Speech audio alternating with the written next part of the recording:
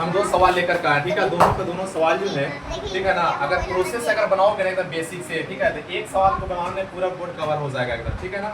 और इसको मैं एकदम बिल्कुल शॉर्ट पीरियड के तरीके से बताने की कोशिश करेंगे एकदम, ठीक है। बस सिर्फ और सिर्फ ध्यान से देखते चलना है, कुछ भी नहीं करना है उस सवाल में। बस इस सवाल को हल करने के लिए जोड़ने और घटाना ना चाहिए, ठीक है ना, और भाग देना ना चाहिए, बस इतना से ज्यादा कुछ काम नहीं है, ठीक है। सवाल देखिए, सवाल क्या कहता है। हम दो प्रकार का सवाल यहाँ पर ले चुके हैं। पहला सवाल है और यहाँ पर दूसरा सवाल है। पहला सवाल में क्या कहता है, ध्यान से देखिए। पहला सवाल में हमसे कहा है कि x प्लस वाई बराबर का 10। ये एक समीकरण है, क्या चीज है, समीकरण है।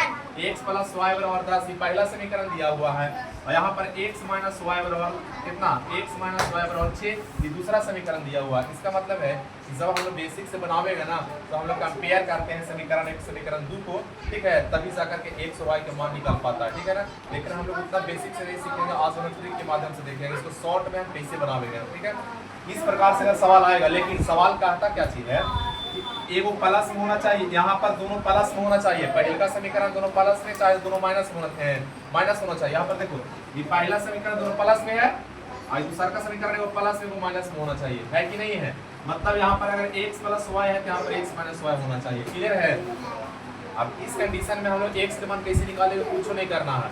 इधर वाला को तो कुछ करना ही है, इधर वाला को छोड़ दो।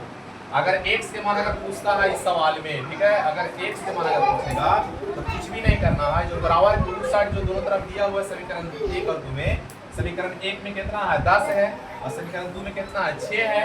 अरे समीकरण 1 में 10 है। अगर ध्यान से सुनो, अगर x के मान अगर निकालना है, ठीक है, तो ये दोनों को क्या कर देना है, जोड़ देना है। क्या कर देना है, जोड़ देना है, मतलब कि प्लस कर देना है, ठीक है। तो बताओ कि 10 से प्लस 6 कितना होता है 16। कितना होता है 16। और जोड़ने के बाद 2 से भाग दे देना है, तो कै बार में कटेगा 8 बार में। तो x के मान कितना आ गया 8 आ गया। ये x का आंसर हो गया, ठीक है। और अगर y के मान पूछता है तो कुछ नहीं करना है। x के मान पूछेगा तो दोनों को जोड़ के 2 से भागा दे देना है। दोनों को जोड़ के कितना से भागा 2 से भागा। और अगर y का मान अगर पूछ देगा तो दोनों को घटा देना है। तो बताओ जी 10 में से 6 जाके कितना बचेगा 4 बचेगा ना। इसको हम ऐसे लिख सकते हैं ना, 10 से माइनस का 6। अब बताओ 10 में से 6 गया 4 और कितना से भागा देना है 2 से भागा देना। कितना से 2 से। इसको काट दीजिए तो 2 दूनी का 4। तो y के मान कितना आ जाएगा 2 आ जाएगा।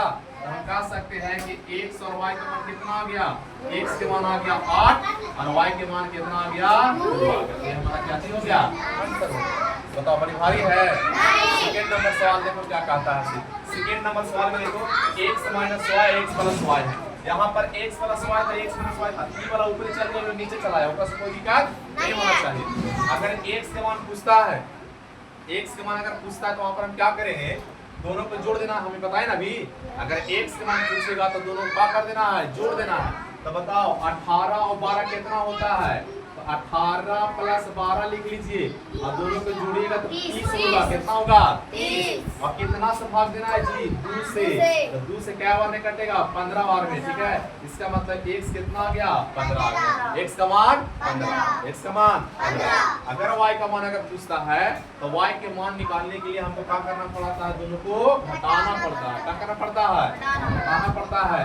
तो बताओ जी 18 में से 12 जाएगा, कितना बचेगा 6। कितना से भागा देना है जी 2 से। क्या बार में कटेगा, ठीक है। तो बताओ y के मान कितना आ गया 3 आ गया। कितना आ गया 3।